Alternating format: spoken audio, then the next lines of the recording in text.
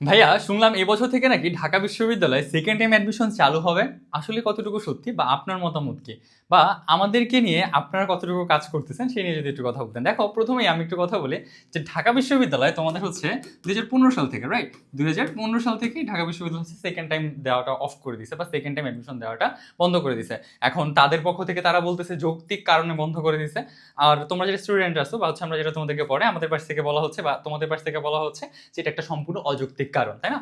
So মোটামুটিভাবে সেই 15 সাল থেকে শুরু করে 2026 সাল পর্যন্ত এখন পর্যন্ত কিন্তু ঢাকা বিশ্ববিদ্যালয় অ্যাডমিশন দিতে দিচ্ছে না। এটা কতটুকু যৌক্তিক আসলে সেটা সেই প্রশাসন জানে, বা সেই যারা বন্ধ করছে তারাই তো এই মানে এই প্রসঙ্গে ভালো বলতে পারবে। কিন্তু এখন বিষয়টা হচ্ছে তোমরা যেটা করবা বা হচ্ছে তোমাদের কি করণীয়। ভাই, ঢাকা বিশ্ববিদ্যালয় কি সেকেন্ড টাইম চালু করতে পারবে বা হচ্ছে আমরা কি আন্দোলন করলে পসিবল হবে? এই বিষয়টা একটু তোমার সাথে আগে আমি একটু কথা বলি। দেখো, অন্য সবার মতো এমন সিম্প্যাথি ভাই আমি দিতে পারবো না। ভাই, আমি একদম যৌক্তিক কথা বলি, আমার কোনো উল্টাপাল্টা কথা তুমি কোথাও শুনবা না, আর কোথাও বলছি বলে আমার মনে পড়ে না। সেটা হচ্ছে বিভিন্ন জায়গায় দেখবা তোমাদের সিম্প্যাথি রিচ বাড়ানোর জন্য বলতেছে হ্যাঁ তারা অনেক অযৌক্তিক কাজ করছে, তারা ঠিক করে নাই, হ্যাঁ এটাই সেই এটা সেই, একদম অনলাইনেই ফাটাই ফেলতেছে। হ্যাঁ, অনলাইন একদম ছিঁড়ে বেড়ে ফেলতেছে, একদম অনলাইন ভাষায় ফেলতেছে। তোমরাও যায় রিয়েক্ট টেক দিয়া ভাই সেরা ভাই সেরা ভাই সেরা, এরকম একটা অবস্থা, তাই না?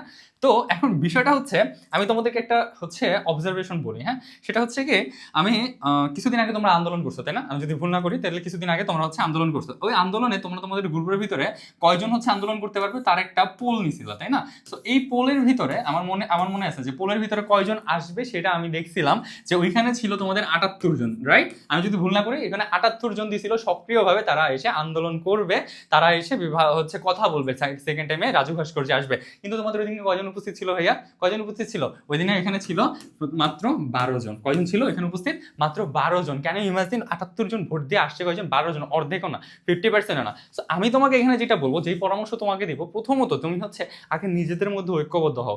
তোমরা এমন একটা ব্যাচ, কিছু মনে করবা না, গায়ে লাগবে আমি জানি এখন কথাটা, তোমরা এমন একটা ব্যাচ যেই ব্যাচে অনলাইনে যদি যুদ্ধ করতে দেওয়া হয় তুমি অনলাইনে ফাটায় ফেলবা, ঢাকা বিশ্ববিদ্যালয় ভিসির চেয়ার শুদ্ধ উড়াই দিবা। কিন্তু তোমার হচ্ছে যদি অফলাইনে আনা হয় বা হচ্ছে তোমাকে যদি রাজু ভাস্করের সামনে আসতে বলা হয়, এই যে 78 জন ভোট দিয়ে আসছে কয়জন? 12 জন, তাই না? এইরকম একটা পরিস্থিতি। তোমরা নিজেরা আগে ঐক্যবদ্ধ হও, তাই না? তো আমার পরামর্শ ভাই, আমি তোমাকে কিন্তু খারাপ বলতেছি না, আমি কিন্তু তোমাকে পরামর্শ দিতেছি, সেটা হচ্ছে নিজের আগে ঐক্যবদ্ধ হও। এরপর সেকেন্ড যে জিনিসটা, সেটা হচ্ছে তোমরা যেটা করো প্রত্যেক বছর সেম ভুলটা করো, সেটা হচ্ছে তোমরা এসে এখানে একটা আন্দোলন করো, এই চাই এই চাই এই চাই সেই চাই হ্যান চাই ত্যান চাই এই চাই।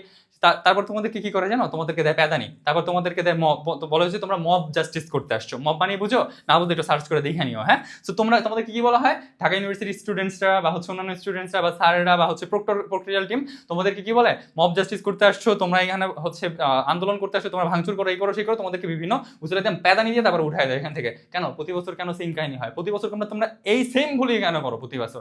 কেন যৌক্তিকভাবে আগানো যায় না? তোমাদের হচ্ছে যেই যে কাজগুলো করলে তোমরা হচ্ছে প্রপারলি করতে পারবা, কোনো ভুল ধরতে পারবে না, অন্য কেউ এসে তোমাকে বলতে পারবে না মব জাস্টিস করতে আসছে, ওই কাজগুলো তোমাদের করা যায় না, ওই কাজগুলো করতে পারো না। তুমি সব জায়গায় সিম্প্যাথি পাবা, ভাই এই সেই হ্যান হইছে ত্যান হইছে। এই যে যৌক্তিক কথাগুলো, এই যৌক্তিক কথাগুলো বলার মানুষ কোথায়? তোমাকে যে বলবে এই যৌক্তিক কথাগুলো, এই যৌক্তিক কথাগুলো মানুষ কোথায় বলার?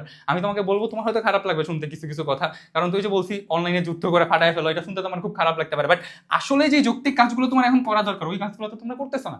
এগুলো করো, নিজেদের কমিউনিটি স্ট্রং করো, তারপরে হচ্ছে এটা লিগাল প্রসিডিওরে আগাও। এখন বলবো ভাই লিগাল প্রসিডিওরে আগাইছি এ তো কিছুই হয় না, লাভ হয় না। তুমি যে কোন লিগাল প্রসিডিওরে আগাইছো গত বছরগুলোতে তাকাও, একটু কি হয়েছে দেখো, মব বলে চালাই দিচ্ছে, তাই না? এটা যদি করতে না পারে এই জিনিসগুলো একটু খেয়াল করো। এইভাবে যদি আগাইতে পারো, ঢাকা বিশ্ববিদ্যালয় সেকেন্ড টাইম স্টার্ট করানোর জন্য বা চালু করানোর জন্য বিভিন্ন যে প্রসেসগুলো আছে, প্রসেসগুলো যদি কমপ্লিটলি সুন্দরভাবে আগায় নিতে পারো, তাহলে তোমাদের জন্য আশার বাণী দেখা যায়। কিন্তু ভাইয়া তোমাকে আবারও বলতেছি, এইরকম যদি অবস্থা হয় তাহলে কিন্তু জীবনও সম্ভব না। হ্যাঁ, আর তোমাদের পাশে আমরা আছি, সবসময় ছিলাম। সেকেন্ড টাইম নিয়ে কাজ করো, আমাদের সবচেয়ে বড় অনলাইন প্ল্যাটফর্ম হচ্ছে তোমাদের টপার্স গেলেন। টপার্স গেলেন তোমাদের পাশে সবসময় আছে, বিশেষ করে মানবিক বিভাগ পরিবর্তন, আমরা মানবিক বিভাগ পরিবর্তন নিয়ে কাজ করি, তোমাদের পাশে সবসময় ছিলাম, আমরা সবসময় আছি। বাট কোনো অযৌক্তিক কাজ করবা না যেটা দিয়ে জীবনে কোনো কিছু সম্ভব হবে না, ওইরকম কিছু করবা না, ঠিক আছে? তো আজকে এই পর্যন্তই, ধন্যবাদ, দেখা হবে নেক্সট একটা ভিডিওতে। আসসালামু আলাইকুম।